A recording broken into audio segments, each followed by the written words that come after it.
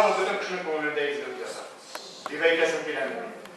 Nik deb aytsangiz, butun avullarda, butun yerlarda bulay deb o'xshaydi yomg'irlar xalqda. Bizning Yanchuk xalqi bilan men o'zim g'ururlanaman. O'zimning Yanchukda turgan bo'lim bilan g'ururlanaman. Sizga bek zo'r rahmat. Bek zo'r rahmat. Men birinchi deb aytmoqchi bo'laman.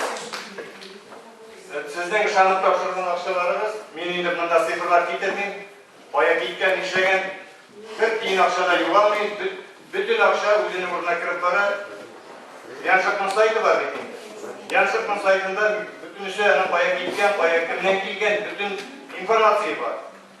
Bugun ertalab qaytib tushgach, kishi kelmasdi deb o'ylagan edim aytganda.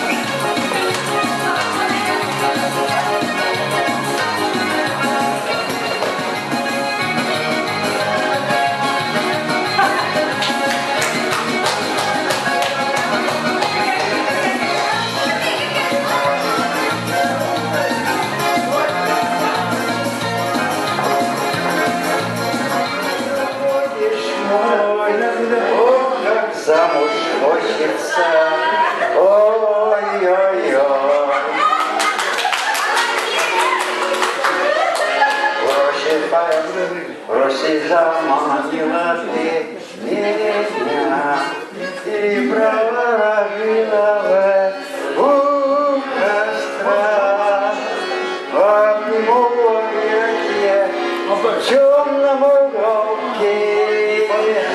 Ох, ты как мне нравишься наедине.